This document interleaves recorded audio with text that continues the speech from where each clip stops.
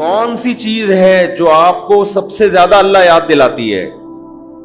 وہ عبادت ہے دعا.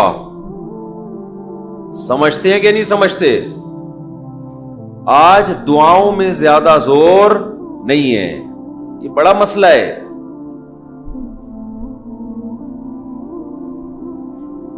بھائی کچھ نہ کچھ وقت نکال کے ہاتھ اٹھا کے اللہ کے سامنے گڑ گڑایا کریں. آج ہم لوگوں نے دعائیں مانگنا چھوڑ دی ہیں. جب انسان اللہ کے سامنے دعا مانگتا ہے وہ اللہ سے باتیں کرتا ہے. اگر توجہ سے دعا مانگے, دعا ایسی چیز ہے کہ یہ اللہ اور بندے کا جتنا مضبوط کنیکشن بناتی ہے اتنا کنیکشن دنیا کی کوئی اور عبادت نہیں بناتی.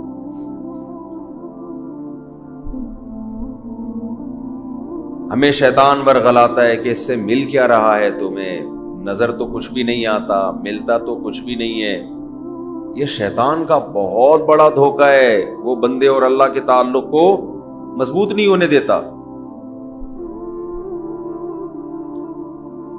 حضرت عمر رضی اللہ تعالی عنہ فرمایا کرتے تھے کہ مجھے اس کی زیادہ فکر نہیں ہوتی کہ میری دعائیں قبول ہو رہی ہیں کہ نہیں ہو رہی. مجھے زیادہ فکر اس کی ہوتی ہے کہ دعائیں مانگنے کی توفیق مل رہی ہے کہ نہیں مل رہی.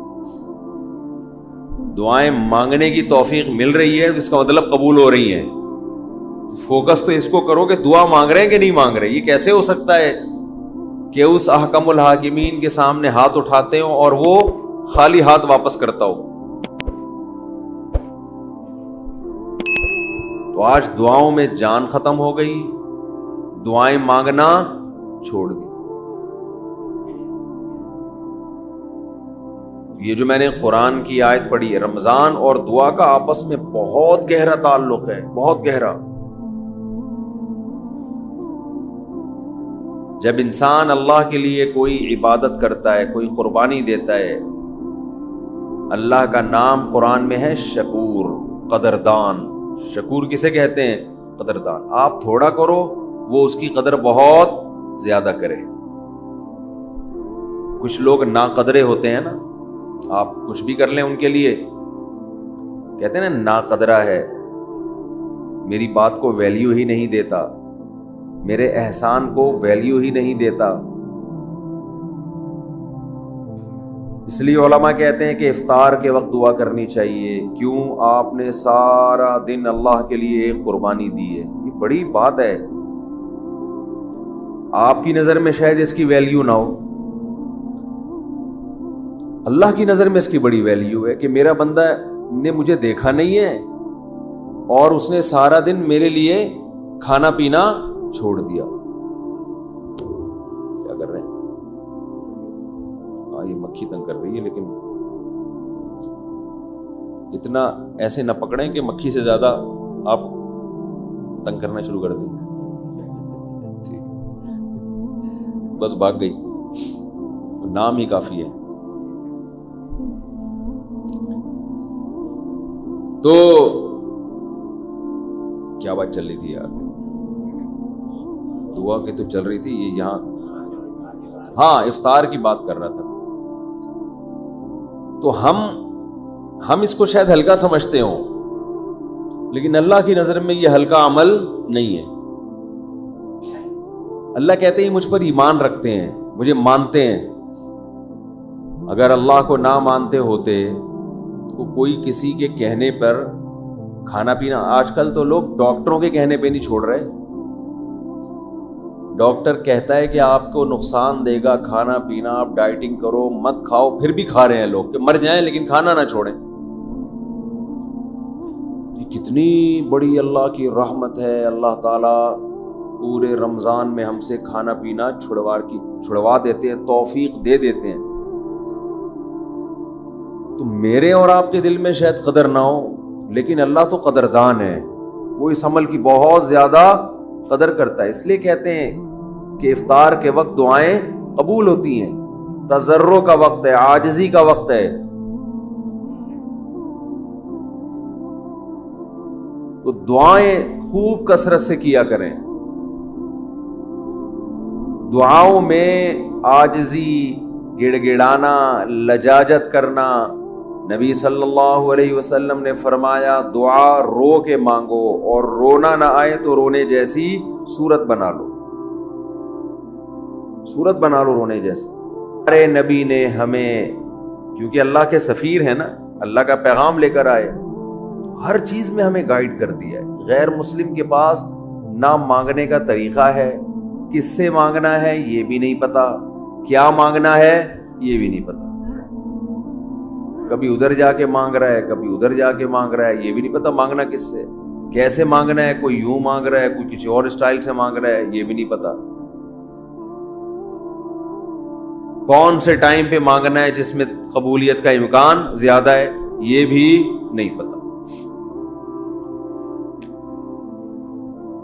تو اللہ کے حبیب صلی اللہ علیہ وسلم نے ہمیں یہ بھی بتایا مانگنا کیا ہے، یہ بھی بتایا کس ٹائم پہ مانگنے کی فضیلت زیادہ ہے، اور یہ بھی بتایا مانگنا کیسے ہے، دل کی کیفیت کیا ہونی چاہیے، ظاہر کی کیفیت کیا ہونی چاہیے. تو سب سے زیادہ دیکھو، اللہ سے محبت ایک دفعہ دل میں تھوڑی سی چنگاری پیدا ہو گئی نا، تھوڑا سا تعلق اللہ سے کنیکشن بحال ہو گیا، اس کا دنیا میں سب سے پہلا فائدہ ملتا ہے سکون. اس کا جو دنیا میں سب سے فوراً کیش فائدہ ملتا ہے نا، کیش، وہ کیا ملتا ہے؟ سکون. آدمی اپنے آپ کو محفوظ سمجھنا شروع کر دیتا ہے کہ یار میں نے اپنے آپ کو کس کے حوالے کر دیا؟ اللہ کے. سب سے پہلا فائدہ یہ کہ بالکل ایسے جیسے ڈاکوؤں کا خطرہ ہو چاروں طرف سے، اور آپ نے دیکھا جی پولیس کی 3-4 موبائلیں ہمارے گھر کے قریب آ کے کھڑی ہو گئی، آدمی لوگ سکون میں آ جاتے ہیں، یار کم از کم یہاں پر موبائل سنیچنگ نہیں ہوگی، سکون سے سو جاؤ.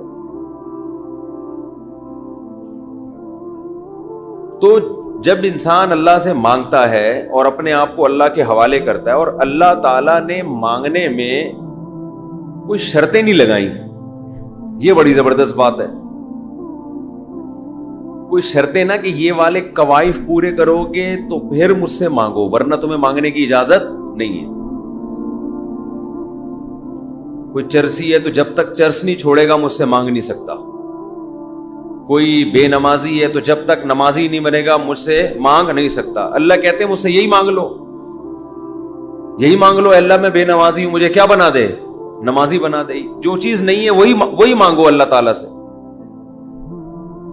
وقال ربکم ادعونی استجب لکم، قرآن کہتا ہے، تمہارا رب کہتا ہے مجھ سے مانگو میں تمہاری پکار کو قبول کروں گا. اور کمال کی بات یہ ہے، پہلے مجھے اس آیت کی تفسیر سمجھ میں نہیں آتی تھی. اللہ کہتے ہیں مانگو میں تمہیں دوں گا، نہیں مانگو گے ایسے متکبرین کے لیے میں نے جہنم کی آگ رکھی ہے بھائی. یہ سمجھ سے بالاتر. میں آپ سے کہہ رہا ہوں مجھ سے قرضہ مانگو، آپ کہتے ہیں شکریہ جی آپ نے آفر کی، ضرورت ہوئی تو مانگیں گے، نہیں تو ٹھیک ہے جی بہت شکریہ. میں کہہ رہا ہوں اگر نہیں آئے نا مانگنے کے لیے، پھر دیکھو میں غنڈے بھیجوں گا، کٹ لگواؤں گا. آپ کہو گے یہ کون سا طریقہ ہے بھائی، یہ مجھ پر احسان کر رہے ہو یا گن پوائنٹ یہ زبردستی کروا رہے ہو کام؟ سمجھ میں آ رہی ہے بات کہ نہیں آ رہی ہے؟ آپ کہو گے یہ کون سا احسان کا طریقہ ہے؟ میں آپ سے کہہ رہا ہوں کہ آپ میری دعوت پہ آئیے گا، مجھے بڑی خوشی ہوگی. آپ کہیں گے تھینک یو، بہت شکریہ آپ نے یاد کیا. پھر میں کہتا ہوں اگر نہیں آئے نا گنڈے بھیج کے میں کٹواؤں گا. آپ کہو گے یہ زیادہ ہو گئی ہے، یہ کیا ہو گئی ہے؟ یہ دعوت نہیں ہے، یہ تو ایک طرح کا جرمانہ ہے میرے اوپر لگا دیا تم نے. میں آپ سے کہتا ہوں بھائی میں علاقے کا ناظم ہوں، میں علاقے میں یہ تھانے کا میں ڈی ایس پی ہوں، کوئی مسئلہ ہو میرے پاس آنا. آپ کہیں گے سر آپ کا بہت شکریہ، آپ کا ٹرانسفر ہوتے ہی آپ نے سب سے پہلے مجھے یاد کی ہے، کوئی بھی ضرورت ہوگی آپ کو بتاؤں گا. آگے سے تڑی لگا دی. اگر تمہیں کوئی ضرورت پڑی اور نہیں بتایا نا ہے بھائی، سب سے پہلے لاکر میں تمہیں ڈالوں گا. تو آپ کہیں گے سر یہ آپ مجھے عزت دے رہے ہیں، یہ میری توہین کر رہے ہیں. تعجب کی بات ہوگی کہ نہیں ہوگی؟ تو اللہ تعالیٰ تو یہی انداز اختیار کر رہے ہیں کہ مجھ سے مانگو میں تمہیں دوں گا. ان الذین یستکبرون عن عبادتی سیدخلون جہنم داخرین. نہیں مانگا تو ایسے لوگ ذلیل ہو کر جہنم میں داخل ہوں گے. یہ کچھ بات سمجھ میں آ رہی ہے بھائی؟ یہ تو عجیب سی بات ہے نا کہ مانگو، نہیں مانگا تو میں نہیں چھوڑوں گا تمہیں. اصل بات یہ ہے کہ علاقے میں ایس ایچ او آیا، کوئی محلے کا دادا آیا، وہ آپ سے کہتا ہے کوئی پرابلم ہو بتانا، آپ کہتے ہیں بڑی نوازش آپ کی، پھر بھی آپ اس کو پرابلم نہیں بتاتے، وہ غصہ نہیں آتا، اس کو غصہ نہیں آتا، اس لیے کہ وہ مخلوق ہے، وہ عاجز ہے. اسے پتا ہے کہ بعض دفعہ بندے کو کام پڑتا ہی نہیں ہے، بعض دفعہ پڑتا ہے تو اس کے کوئی دوسرے تعلقات ہوتے ہیں، بعض دفعہ کام پڑتا ہے لیکن وہ چاہتا ہی نہیں ہے کہ کام ہو، ایسا ہی رہے معاملہ. لیکن اللہ کے ہاں یہ تینوں آپشن آپ کے پاس نہیں ہے. آپ یہ کہیں کہ اللہ تو نے مجھ سے کہا تھا کہ میں تجھ سے مانگوں، لیکن میری کوئی ایسی ضرورت ہی نہیں جو میں مانگوں تجھ سے. یہ کہہ سکتے ہو کیا ہے بھائی؟ اس کا مطلب تم اللہ سے مستغنی ہو گئے. اللہ کے دیے بغیر بھی تمہیں دائیں بائیں سے تمہارے کھانچے کھلے ہوئے ہیں، جو اگر کھلے ہوئے ہیں تو وہ کھانچے کس کے اختیار میں ہیں؟ وہ تو اللہ کے ہاتھ میں ہیں. آپ یہ بھی کہہ سکتے ہو کہ مجھے اس لیے مانگنے کی ضرورت نہیں کہ میرے تو سارے مسائل حل ہو رہے ہیں، میں صبح میری جاب لگی ہوئی ہے، میری تنخواہ ہے، ایک ملٹی نیشنل کمپنی میں اچھی سیٹ پر بیٹھا ہوا ہوں میں، میری سیلری گھر آ جاتی ہے، مہنگائی بھی نہیں ہے، پیٹرول بھی نئی حکومت نے سستا کر دیا ہے وغیرہ وغیرہ، تو اب تو کوئی مسئلہ ہی نہیں ہے. تو اللہ کہے گا اگر کوئی مسئلہ نہیں ہے بالفرض، اول تو پاکستان میں ہو اور مسئلہ نہ ہو، یہ ہو نہیں سکتا. یہ تو پھر اس کا مطلب ہے آپ سو رہے ہیں، آپ کی کوئی اٹھائے گا اور آنکھ کھل جائے گی آپ کی. تو آپ کے ساتھ اگر کوئی مسئلہ نہیں ہے، آپ ان اسباب کو دیکھ رہے ہو، اس کا مطلب آپ سمجھتے ہو کہ ہوتا اسباب سے ہے، اللہ سے نہیں ہوتا. بھئی اللہ تو جب چاہے ان اسباب کو فیل کر دے. آپ اپنے آپ کو خدا سے مستغنی سمجھ رہے ہو، آپ سمجھ رہے ہو مجھے خدا کی ضرورت نہیں ہے. اس پر اللہ عذاب دے گا کہ تو اپنے آپ کو یہ سمجھ کیسے بیٹھا کہ تجھے ضرورت نہیں ہے میری. یہ ایسے محلے کا کوئی دادا آیا اور سارے کام اس کے ہاتھ میں،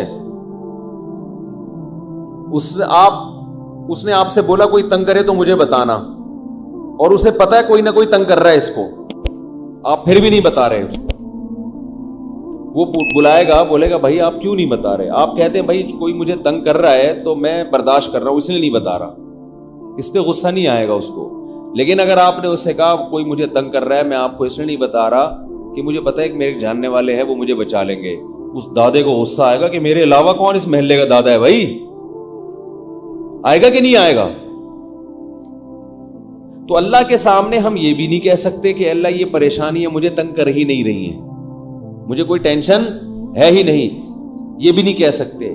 اس لیے نہیں کہہ سکتے کہ ہم انسان ہیں، مخلوق ہیں، اللہ کے ہاتھ میں سارے اسباب ہیں. وہ جب پریشان کرنے پر آئے گا، وہ مصیبتیں دینے پر آئے، ہم میں سے کسی میں دم نہیں ہے کہ ان مصیبتوں کو اس کی توفیق کے بغیر برداشت کر لیں. یہ ممکن نہیں ہے. اور یہ بھی ممکن نہیں ہے اس کے علاوہ کوئی وہ مصیبتیں ہم سے دور کر دے. کتنی بڑی وعید ہے دعا نہ مانگنے پر. اور جو لوگ دعا نہیں مانگتے، حقیقت یہ ہے کہ وہ اپنے آپ کو دعا سے مستغنی سمجھتے ہیں. وہ کہتے ہیں مجھے ضرورت کیا ہے. میں ایک چٹکلا سناتا ہوں نا ایسے موقع پہ. ایک آدمی اپنا گدھا بیچنے جا رہا تھا بازار میں. کسی نے پوچھا کیا کر رہا ہے؟ اس نے کہا کہ یہ گدھا میں جاؤں گا مارکیٹ میں لاکھوں کا بکے گا. کسی نے کہا کہ انشاءاللہ کہہ دے کہ اگر اللہ نے چاہا. اس نے کہا انشاءاللہ، یعنی اللہ نے چاہا کہنے کی کیا ضرورت ہے؟ گدھا میرے ہاتھ میں، نسل اس کی اچھی ہے، مارکیٹ میں گدھے کی مانگ بھی ہے. گدھے مارکیٹ سے کیا ہو گئے ہیں؟ شارٹ. اگر وہ ہماری مارکیٹوں میں آتا، اسمبلیوں میں آتا، پتہ چلتا ہے یہاں مارکیٹ سے شارٹ نہیں ہے، ہول سیل کے حساب سے ہمارے یہاں. تو اب اسے لوگ کہہ رہے ہیں کہ بھائی بول دے اگر اللہ نے چاہا. وہ کہہ رہے ہیں اللہ نے چاہا کہ سب کچھ صحیح ہے, سب کچھ صحیح ہے. مارکیٹ میں گدھوں کی ویلیو بھی ہے اور انتظار میں بھی ہیں لوگ, تو منہ مانگی قیمت پہ بکے گا. اچانک کوئی مارکیٹ میں جب پہنچا, ڈاکو آیا, گدھا چھین کے لے گیا, یا اس گدھے کو بیماری ہوئی مر گیا, اب یہ خالی ہاتھ آ رہا ہے. اسی بندے سے رابطہ ہوا, اس نے پوچھا ہاں بھائی کیا ہوا؟ کہہ رہے انشاءاللہ میں گدھا لے کے جا رہا تھا, انشاءاللہ کوئی ڈاکو آیا, انشاءاللہ اس نے چاقو نکالا اور انشاءاللہ وہ گدھا مجھ سے چھین کے لے گیا. اب بات بات پہ کیا لگا رہا ہے؟ انشاءاللہ. اس نے کہا کمبخت جب لگانا تھا تو اس وقت تو لگایا نہیں انشاءاللہ, اور اب لگا رہا ہے. تو ہم پر جب مصیبت پڑتی ہے پھر ہم کہتے ہیں یار اللہ کہاں ہے؟ تو بھئی یہ تو مصیبت سے پہلے اللہ کو پکارو. جو اللہ کو نہیں پکارتا یہ اس کی علامت ہے کہ اس کی نظر اسباب پر ہے, اللہ پر نہیں ہے. وہ سمجھتا ہے یہ جیسے کافر اسباب کو دیکھتا ہے نا, وہ تو کہتا ہے خدا کیا کر رہا ہے؟ گاڑی کے ایکسیلیٹر پہ پاؤں رکھو تو گاڑی چلتی ہے, بریک پہ پاؤں رکھو تو رکتی ہے, تو اللہ کہاں ہے؟ تو اللہ کو اگر نہیں کوئی پکارتا تو اللہ اس کا مطلب پھر یہ سمجھتے ہیں کہ یہ سمجھتا ہے کہ اس کو میری ضرورت نہیں ہے. یہ بہت بڑا جرم ہے. بات بات پہ اللہ سے دعا مانگا کرو. پیغمبروں کی کتنی دعائیں اللہ نے قرآن میں نقل کی ہیں, بات بات پہ دعائیں مانگتے تھے, بات بات پہ دعائیں یاد کریں. دعائیں, ایک کتاب آتی ہے مناجات مقبولہ, یہ نام نوٹ کر لیں. کیا نام ہے اس کا؟ مناجات مقبولہ. ہر کتاب ہر لائبریری سے مل جائے گی, یہ جتنے بھی کتب خانے ہوتے ہیں نا. مولانا اشرف علی تھانوی رحمہ اللہ تعالی نے قرآن اور حدیث کی دعاؤں کو جمع کر کے ایک چھوٹی سی کتاب میں لکھ لیا ہے, ایک چھوٹی سی کتابچے میں جمع کر لیا ہے. قرآن کی دعائیں اور حدیث میں جو دعائیں, بہت جاندار دعائیں ہیں وہ. اچھا, دعا ایسی چیز ہے کہ جب جن الفاظ سے انسان مانگ رہا ہوتا ہے نا, وہ الفاظ بھی اس کے دل پہ اثر کر رہے ہوتے ہیں. تو انہوں نے بڑا شاندار کام یہ کیا کہ اب چونکہ دعائیں تو بہت زیادہ ہیں, ساری دعائیں قرآن اور حدیث کی آپ پڑھیں گے تو ایک ہی اتنی لمبی ہو جائے گی پھر. تو انہوں نے اس کو 7 حصوں میں ڈیوائیڈ کر دیا ہے. سمجھتے ہیں؟ ہفتے کے دن, اتوار کے دن, یہ یعنی 7 منزلیں بنا دی ہیں اس کی. اس کا ترجمہ بھی ملتا ہے, یعنی وہ دعائیں عربی میں اور نیچے اس کا ترجمہ. آپ بے شک عربی نہ پڑھیں, ترجمہ پڑھ لیں. وہ روزانہ کا معمول بنائیں. اس سے کیا ہوگا, آپ کو قرآن و سنت کی دعائیں یاد ہونا شروع ہو جائیں گی. وہ ایسی جاندار دعائیں, ایسی جاندار, ان دعاؤں میں آپ کو لطف آنا شروع ہو جائے گا, چسکا لگ جائے گا. کیسی کیسی دعائیں دیکھو, ایک پڑھ کے سناتا ہوں. اللہم قسم لنا من خشیتک ما تحول به بیننا وبین معصیتک. اے اللہ ہمیں اتنا اپنا خوف دے دے, ہمارے دل میں اپنا اتنا خوف ڈال دے کہ وہ خوف ہمارے اور تیری نافرمانی کے درمیان آڑ بن جائے. سمجھ میں آ رہی ہے بات؟ زیادہ خوف نہیں چاہیے. زیادہ خوف پیدا ہو گیا تو زندگی کا مزہ کرکرا ہو جائے گا. جب آپ کے دل میں کسی چیز کا خوف مسلط ہو جاتا ہے تو لذتوں سے محروم ہو جاتے ہو آپ. دیکھو بچوں کے دلوں میں امتحان کا خوف ہوتا ہے نا, نہ کھا رہے ہیں نہ پی رہے ہیں. کراچی میں تو ایسا کوئی سیٹ اپ نہیں ہے, کوئی خوف ووف نہیں ہوتا. پنجاب میں دیکھا ہے ہم نے, بچوں کے پیپر ہونے والے, ایگزام ہونے والا, ایک دماغ پہ مسلط کر لیتے ہیں. زیادہ مسلط کریں گے تو پھر پڑھائی بھی نہیں ہوتی ان سے, ہاتھ پاؤں کانپنے لگتے ہیں. کراچی میں اللہ کا فضل ہے, یہ ٹینشن کراچی میں جتنی بھی حکومتیں رہی ہیں اب تک کی رپورٹ کے مطابق, انہوں نے یہ بڑا فائدہ پورے سندھ میں الحمدللہ. یہ سندھ گورنمنٹ جب جتنی بھی رہی ہے اب تک, چاہے کسی کی بھی ہو, تو یہ الحمدللہ انہوں نے فیسلٹی دی ہے کہ کراچی کی عوام کو پڑھائی لکھائی سے الحمدللہ بالکل فارغ کر دیا. لڑکوں میں پڑھنے کا رواج ہے ہی نہیں. کچھ دن پہلے میں آ رہا تھا سفر پہ تو کراچی کا ایک لڑکا وہاں پڑھنے گیا ہوا تھا اسلام آباد، ایبٹ آباد میں شاید کیڈٹ کالج، بال کیڈٹ کالج میں پڑھ رہا تھا. تو میں نے کہا کراچی میں، نارتھ کراچی میں کہیں رہتا تھا یا ناظم آباد میں، وہاں گیا ہوا. اس نے کہا بھائی ہمارے ابا اماں نے اچھا فیصلہ کیا، مجھے وہاں ایڈمیشن کرا دیا، میں پڑھ لیتا ہوں، چھٹیوں میں گھر آ جاتا ہوں. تو وہ بتا رہا تھا کہ یہ کراچی میں، وہ مجھے کہہ رہا تھا کہ ہم حیران ہوتے ہیں کراچی میں جان تو وہاں کوئی ہے ہی نہیں، پڑھائی لکھائی کی بات ہی نہیں. کہہ رہے یہاں ہو تو ہر آدمی، میں نے دیکھا ہے پنجاب میں ہر بچہ پڑھائی کی بات کر رہا ہے، سب پڑھائی میں آگے نکلنے کی کوشش کر رہے ہیں، کچھ بزنس میں آگے جانے کی کوشش کر رہے ہیں. یہاں ہو تو پڑھے ہوئے ہیں. کراچی میں الحمدللہ پڑھے ہوئے لڑکے پوری پوری رات کرکٹ کھیل رہے ہیں، اور ہم نے بھی بیان کر کے اپریشیٹ کر دیا. وہ کہہ رہے ہیں اب ٹھپا لگے، اب تو اور کھیلو. ہم نے تو اس لیے خوشی کا اظہار کیا تھا کہ چلو روزہ تو رکھ رہے ہیں نا، یہ مطلب تھوڑی تھا کہ کچھ بھی نہیں کرو. تو یہاں الحمدللہ یہ سہولت ہے کہ یہاں آپ پڑھنے کے علاوہ دنیا کا ہر کام کر سکتے ہیں کراچی. اور پڑھے بغیر آپ کو ڈگریاں مل جاتی ہیں، وہ الگ بات ہے، اپنا بھی بیڑا غرق اور قوم کا بھی بیڑا غرق ہوتا ہے. نہ خود کچھ آتا ہے، نہ ترقی تھوڑی کر سکتا ہے آدمی فالتو ڈگریاں لے کے، وہ پکڑا جاتا ہے کہیں نہ کہیں. ہمارے مشہور ڈاکٹر تھے جو بڑے اچھے ڈاکٹر تھے، کیا ہیں ڈاکٹر، جب ان کی جعلی ڈگریاں پکڑی گئیں، لوگوں نے کہا یار ڈگری کو چھوڑو، بندہ میں قابلیت ہے. تو وہ تھوڑے دنوں میں قابلیت کبھی ایسی کی تیسی ہو گئی. جو اندر سے ہوتا ہے نا تھوڑے دنوں میں آدمی وہ آ جاتا ہے، آپ چھپا نہیں سکتے زیادہ عرصہ. تو جعلی ڈگریاں جعلی ہی ہوتی ہیں، پکڑا جاتا ہے آدمی.